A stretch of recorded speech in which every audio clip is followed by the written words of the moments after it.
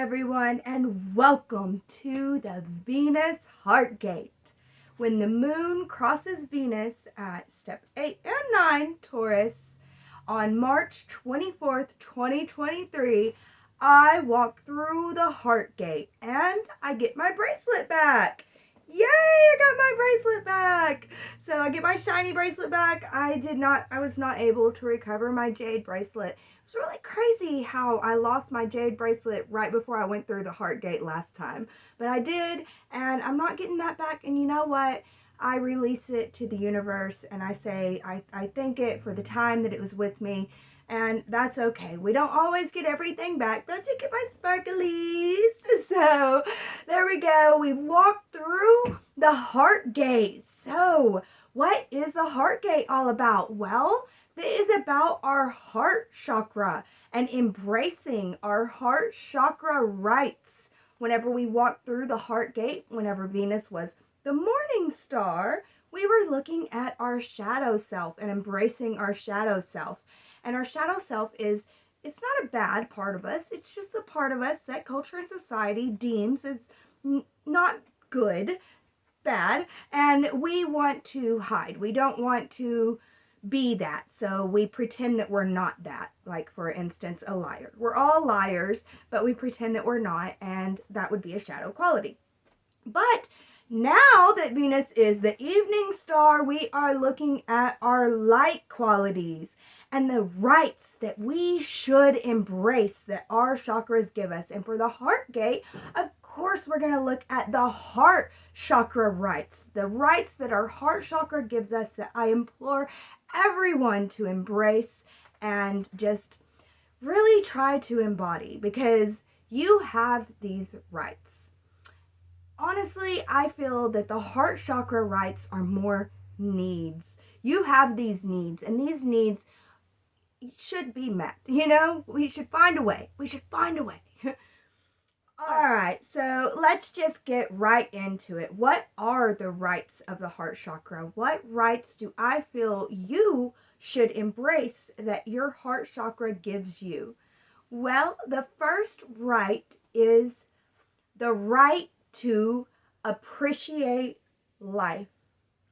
The right to be aware that the present moment is a gift, and to appreciate the gift of the present moment.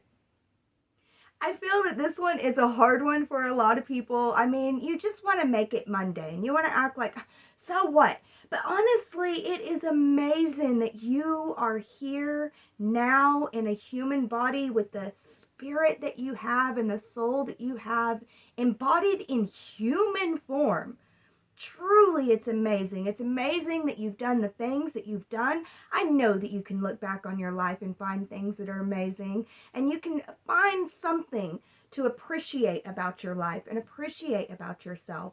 You have that right. You have the right to choose to appreciate your life and to appreciate the present moment for the gift that it is, because it is a gift to you. Hopefully you can see that. We really do tend to make everyday life just such a mundane thing, and we don't realize the preciousness of the life that we have been given and the body that we've been given with our human spirit and our human soul. It truly is amazing. So see if you can find within yourself the ability to move towards appreciating your life and appreciating the present, the gift that the present is. Okay, so for the second right that I want to talk about today is we have the right to heal and be healed. We have the right to heal.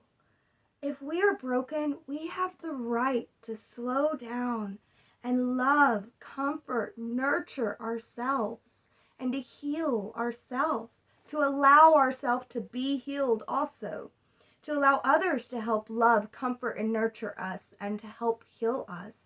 We have that right. Of course, you can deny these rights. You can make yourself live in dis-ease because you deny healing for yourself. but you have the right to heal, and you have the right to be healed, and you have the right to heal others, to help heal others, to give healing, loving, compassion to other people too. Now, just because you give out your healing, loving, compassion doesn't mean that they are going to accept it. They have the right to accept their healing, but you don't have the right to force healing on anyone. But you do have the right to accept your own healing. So we have the right to heal and be healed. All right.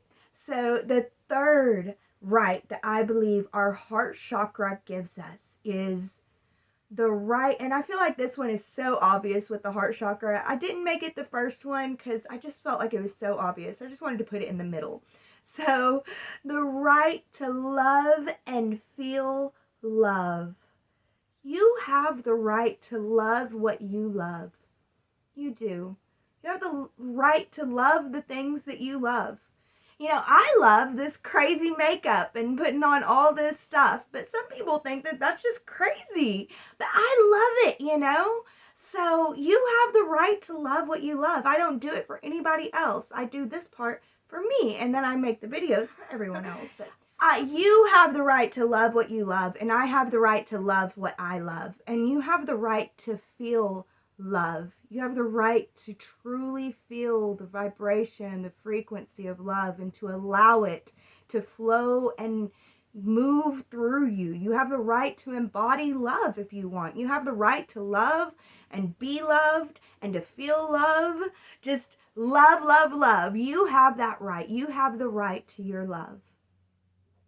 All right, so the next one that I want to talk about is a heavy one, but it is very much related to our heart chakra. You have the right to grieve. You have the right to grieve. One thing that happens with grieving people in the society and culture that I live in, that happens a whole lot, and I don't understand it, is we act like when you lose someone or something, or an animal, beloved pet, a beloved thing, or a beloved person, we act like you should be over that in a day or two. And really, that's unrealistic. You have the right to grieve the loss of something that you loved, something that feels like it should be eternal, you know? Like, sometimes things, they feel like they're so meant for you, and then there's this loss that comes with it. And when that happens, you have the right to grieve, and you have the right to take as much time as you want to really, really, really give in to the grief. I strongly, strongly recommend that. And because in our culture, the way that we do things, the way that we act like you should be over it in a day or two, that causes us to just push it down, and then it comes out in subconscious ways that are just not healthy.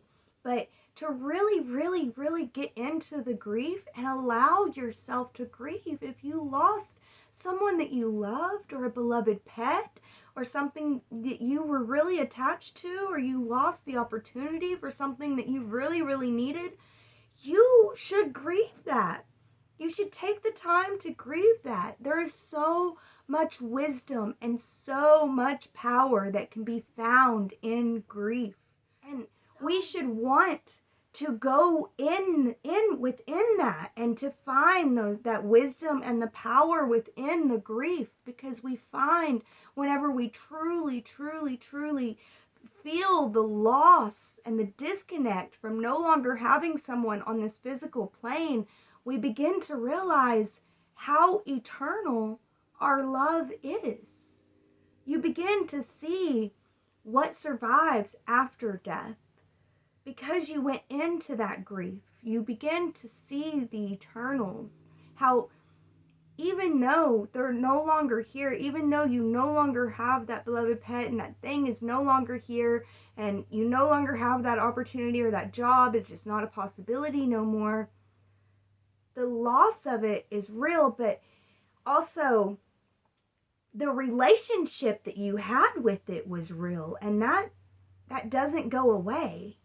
it doesn't stop. I mean, it changes, but it also doesn't go away. And you begin to see how relationship and love transcend space and time.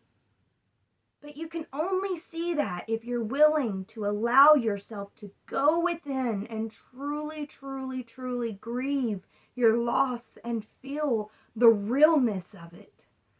So I do want to encourage everyone, please, please, please embrace your right to grieve. And the final right that we are going to look at for this heart gate is the right to forgive. Now, this one can be really, really tough, but I did want to go in from grieve to forgive, because sometimes when you're grieving something, you have to forgive someone because they took what you're grieving. It feels like they took what you're grieving. But honestly, there is so much freedom in forgiveness. Forgiveness is not for them. It's not for them. And it's not saying that what they did is okay. That's not what forgiveness is. And forgiveness is not saying you can continue to do that. That's definitely not what forgiveness is. But forgiveness is humbling yourself and realizing that you probably would have messed up too, and that, you're not the best either. You've also made mistakes. But honestly, forgiveness is about release. It really is about releasing them, allowing them to be who they are and they did what they did.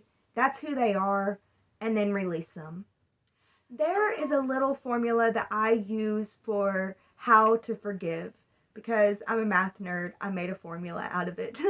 But yes, forgiveness equals acceptance plus release. So, and I look at it as you first accept and then you release. So, yeah. The way that I do this is I don't necessarily, I'm not saying say what they did to you was right or say what they were doing was right, but I accept that they did what they did. They hurt me like they did. They did what they did, and that's who they are. And then I release them to the world to be who they are. Go find your happiness. I'm going to go find mine. And I know for sure my happiness doesn't involve you. But it's okay for you to be you, and you can go do your thing. That's kind of how I look at forgiveness. That's how I go through the steps of forgiving people. So hopefully that'll help you guys. I do hope and implore all of you to please, please, please embrace your right to forgive. All right, everybody, those are your heart gate rights. So I do hope that you embrace them and you do take charge of the rights of your heart chakra for yourself. Just to recap really quick, let's go through these. Number 1, the right to appreciate life. Number 2, the right to heal and be healed. Number 3, the right to love and feel love. Number 4, the right to grieve. And finally, the right to forgive. All right, guys, those are your heart chakra rights. I can't say it enough, because I do hope and pray that you guys will embrace your heart chakra rights. These are your rights to embrace. So please, please, please embrace these rights.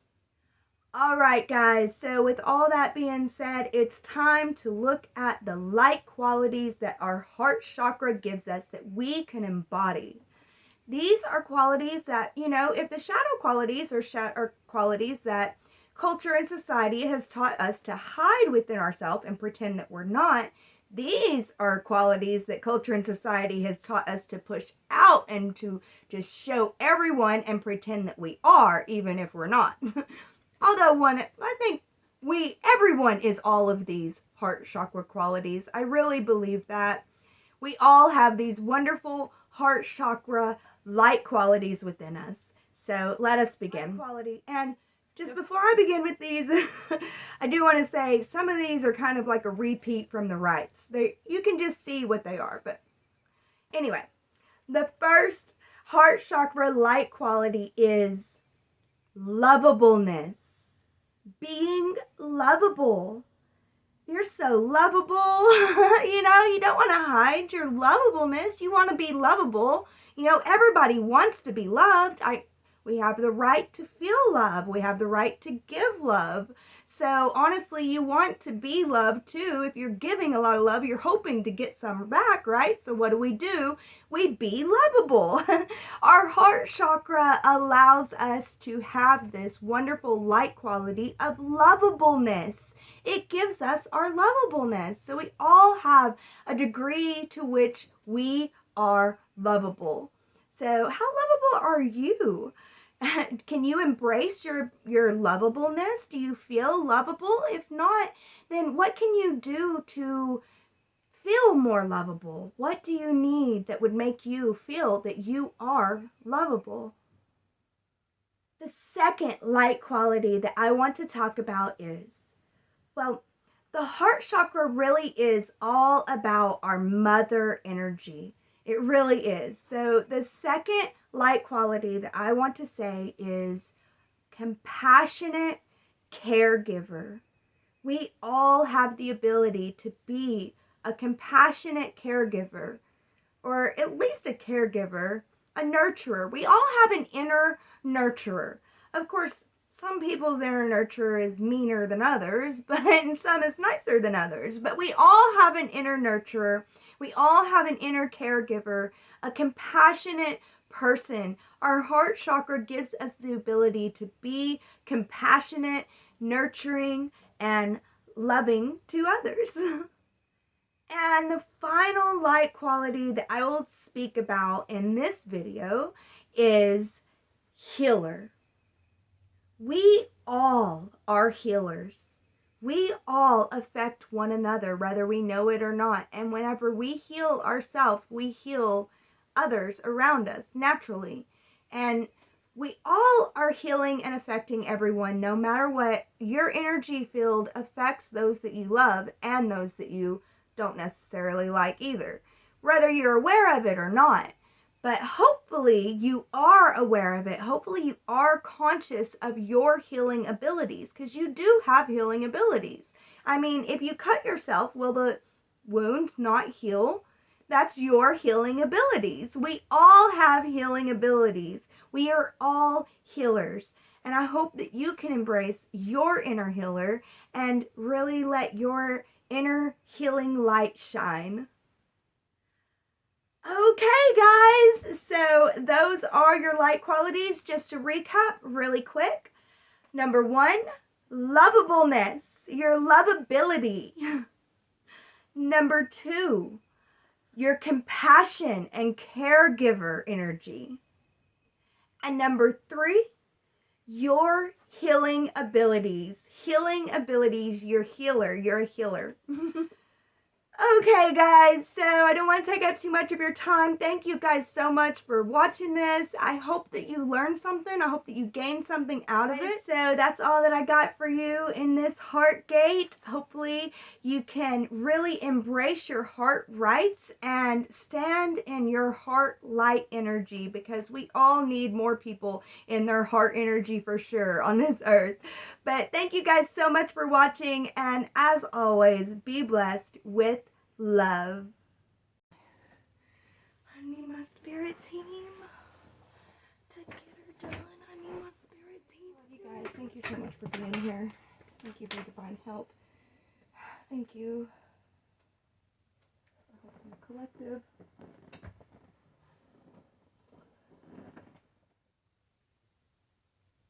There's a little spider on that deck.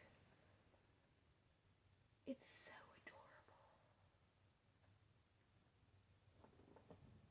adorable. She's scared of me looking at him. I'm gonna leave him alone. I don't want to scare him. He's a little fuzzy guy. Looks like a little tiny baby jumper. Yeah, he's adorable. Okay, yeah, I'm crazy.